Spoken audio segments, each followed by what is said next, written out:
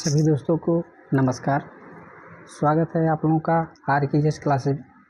आज है 16 सितंबर। तो 15 सितंबर के जितने भी महत्वपूर्ण करंट अफेयर्स के क्वेश्चन हैं वो कराने जा रहे हैं, जो आने वाले विभिन्न एग्ज़ामों जैसे कि SSC, banking, railway, UP teacher, ELT teacher, banking, BPSC teacher इत्यादि एग्ज़ाम के लिए महत्वपूर्ण हैं। ये केवल करंट अफेयर्स ही नहीं बल्कि स्टैटिक जीके के भी क्वेश्चन रहते हैं। तो आप लोग वीडियो को पूरा देखिए और लास्ट में कमेंट ज़रूर कीजिए। तो आइए शुरू करते हैं आज का पहला क्वेश्चन। हाल ही में किस राज्य में पहली बार एशियाई विशाल कछुए का सफल कृत्रिम ऊष्मायन किया गया है? पहला है मणिपुर, बी है उत्तर प्रदेश, सी है मध्य प्रदेश और डी है सिक्किम। तो क्वेश्चन नंबर 1 का जो राइट आंसर हो जाएगा वो हो जाएगा मणिपुर, यानी आंसर नंबर ए। मणिपुर में पहली बार कछुए का सफल कृत्रिम ऊष्मायन किया गया है। हम बात करें मणिपुर की, तो मणिपुर में जो विधानसभा की जो सीट है वो टोटल विधानसभा की सीटें हैं 60। मणिपुर के जो राज्यपाल हैं वो हैं अजय कुमार भल्ला।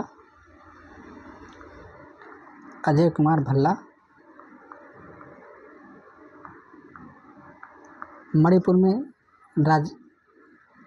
में जो मुख्यमंत्री की बात करें तो वर्तमान में मणिपुर में राष्ट्रपति शासन लगा है। तो वहाँ पे वर्तमान में कोई मुख्यमंत्री नहीं है, सारा जो कार्यभार है वो राज्यपाल के हाथों हो रहा है। मणिपुर में एक बात और याद रखिए कि मणिपुर में एक नेशनल पार्क पाया जाता है, वो पाया जाता है आपका केबुल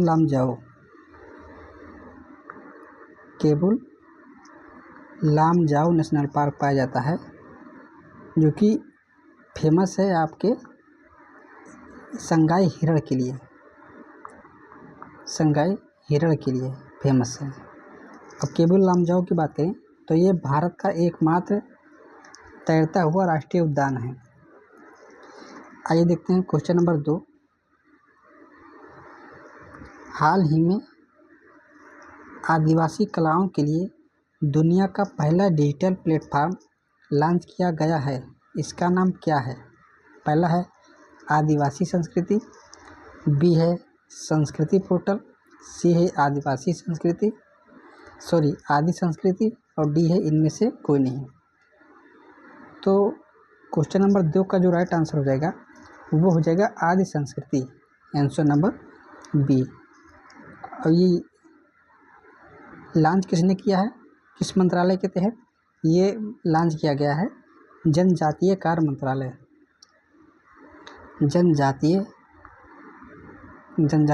मंत्रालय ने इस पोर्टल को लॉन्च किया है। आइए देखते हैं क्वेश्चन नंबर 3। हाल ही में भारत ने एडीबी के साथ यानी एशियन डेवलपमेंट बैंक के साथ कितनी राशि का ऋण समझौता उत्तराखंड के टिहरी झील क्षेत्र में पर्यटन विकास के लिए किया है? पहला है 123.42 मिलियन डॉलर, बी है 124.42 मिलियन डॉलर, सी है 125.42 मिलियन डॉलर, डी है 126.42 मिलियन डॉलर। तो क्वेश्चन नंबर 3 का जो राइट आंसर हो जाएगा वो हो जाएगा 126.42 मिलियन डॉलर भारत ने एडीबी के साथ टिहरी झील के लिए पर्यटन बढ़ावा देने के लिए समझौता किया है। तो 3 का राइट आंसर होगा डी। एक क्वेश्चन ये बनेगा यहाँ से कि जो टिहरी झील भारत के किस राज्य में स्थित है? तो ये हो जाएगा आपका उत्तराखंड राज्य में स्थित है। उत्तराखंड की बात करें तो उत्तराखंड में जो विधानसभा की जो सीटें हैं वो हैं आपकी 70 विधानसभा सीटें हैं। और यहाँ के जो मुख्यमंत्री हैं वो मुख्यमंत्री हैं पुष्कर सिंह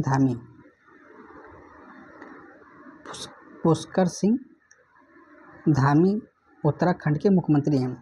उत्तराखंड में 2-3 राष्ट्रीय उद्यान बहुत ही फेमस है जो हर एक एग्जाम में पूछ लिया जाता है। ये कौन कौन से हैं ये आप लोग लिख लीजिएगा। एक है Jim Corbett national park,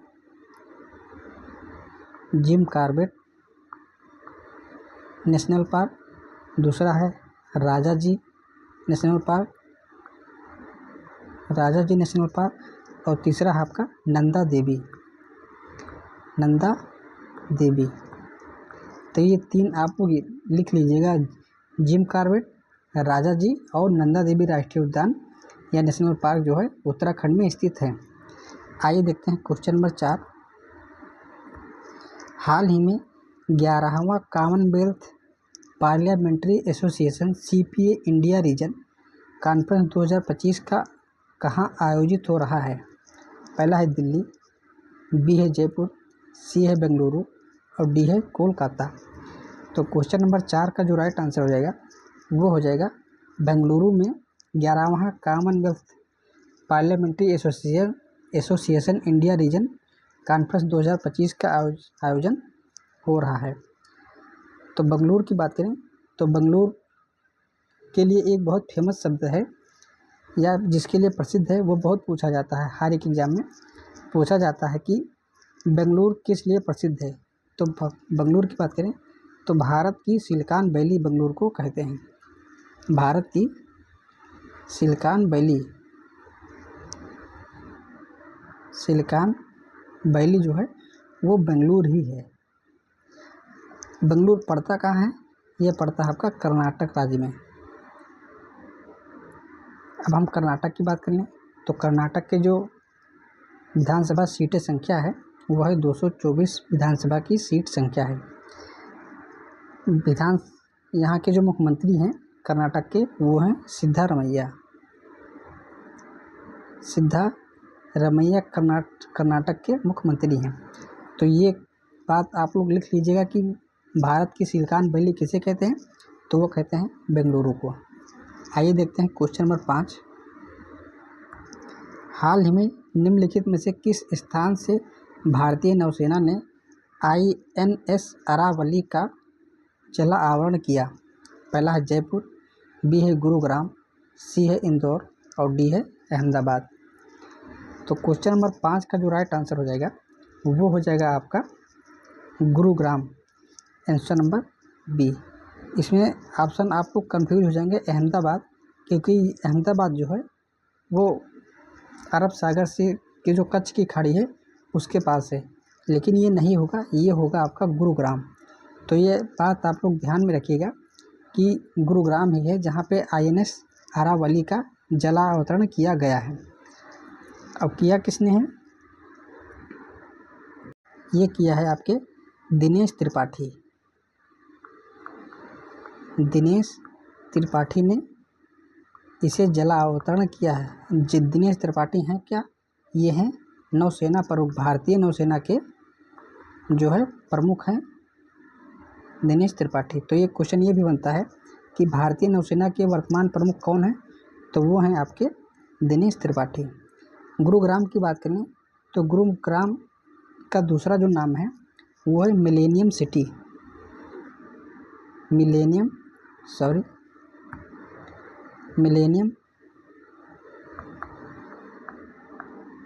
city के नाम से भी गुरुग्राम फेमस है। तो क्वेश्चन ये बनेगा कि मिलेनियम सिटी के नाम से भारत का कौन सा शहर प्रसिद्ध है? तो वो भी हो जाएगा आपका गुरुग्राम शहर प्रसिद्ध है। आइए देखते हैं क्वेश्चन नंबर 6। हाल ही में भारत की सबसे तेज ट्रेन नमो भारत बनी, ये किस रूट पर चलती है या चली है? पहला है दिल्ली मेरठ, बी है दिल्ली आगरा, सी है दिल्ली जयपुर और डी है दिल्ली पटना। तो क्वेश्चन नंबर 6 का जो राइट आंसर हो जाएगा वो हो जाएगा आपका दिल्ली मेरठ रूट पे, आंसर नंबर ए। इसकी स्पीड कितनी है? स्पीड है इसकी 160 किलोमीटर प्रति घंटा। तो एक क्वेश्चन ये भी बनेगा कि हाल ही में दिल्ली मेरठ रूट पर भारत की सबसे तेज़ चलने वाली ट्रेन का नाम क्या है? तो वो नाम है आपका नमो भारत। आइए देखते हैं क्वेश्चन नंबर 7। हाल ही में सुशीला कार्की किस देश की पहली महिला प्रधानमंत्री बनी? पहला है मालदीव, बी है इंडोनेशिया, सी है मॉरिशस और डी है नेपाल। ये क्वेश्चन बहुत ही महत्वपूर्ण है क्योंकि ये किसी न किसी एग्जाम में डायरेक्ट पूछेगा। तो 7 का जो राइट आंसर हो जाएगा वो हो जाएगा नेपाल। नेपाल में अभी जो प्रोटेस्ट चल रहा था जिन जेड यानी जिन जेड, इसका जिन जेड का जो तात्पर्य होता है ये हम आपको बता दें, शायद बहुत से लोग ना जानते होंगे। इसका जो तात्पर्य होता है ये होता है कि 1997 से 2012 के बीच में जिनका भी जन्म हुआ है उनको जिन जेड भी कहते हैं। और इसका जो अन्य नाम है वो हो जूमर्स या इसी को कहते हैं पोस्ट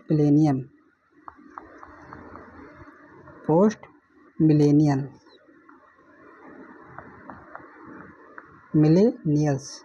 तो ये भी आप लोग याद रखिएगा, लेकिन ये आप लोग याद रखिएगा जेन जेड का जो तात्पर्य होता है वो होता है 1997 से 2012 के बीच में पैदा हुए लोगों को कहते हैं।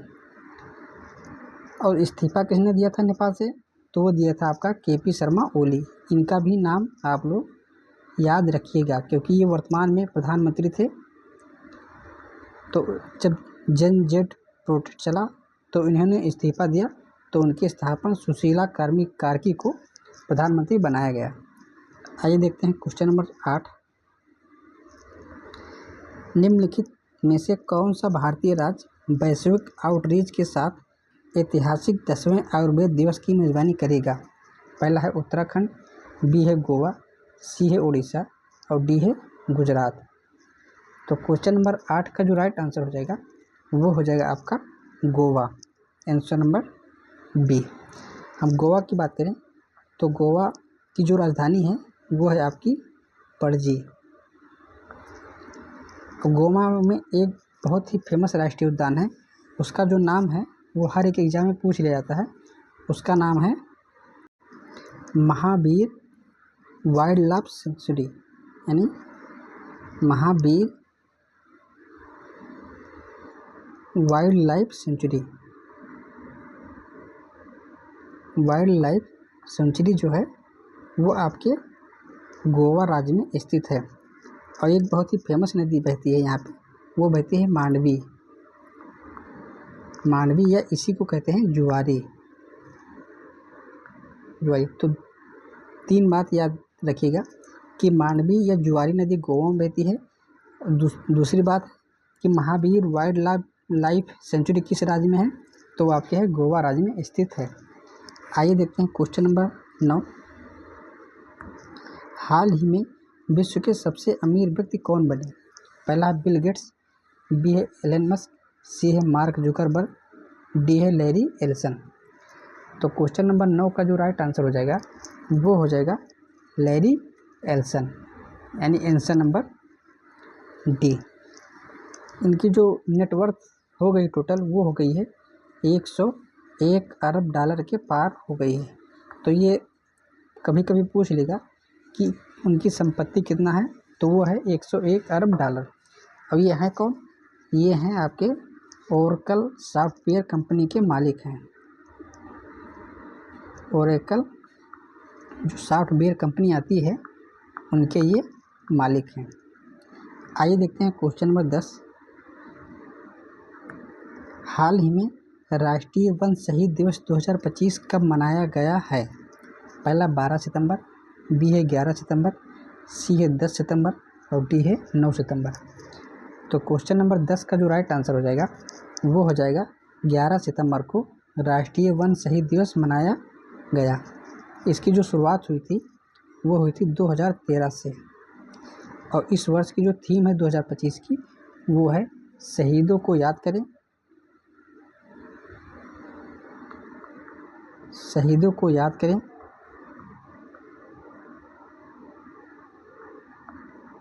वनों की रक्षा करें,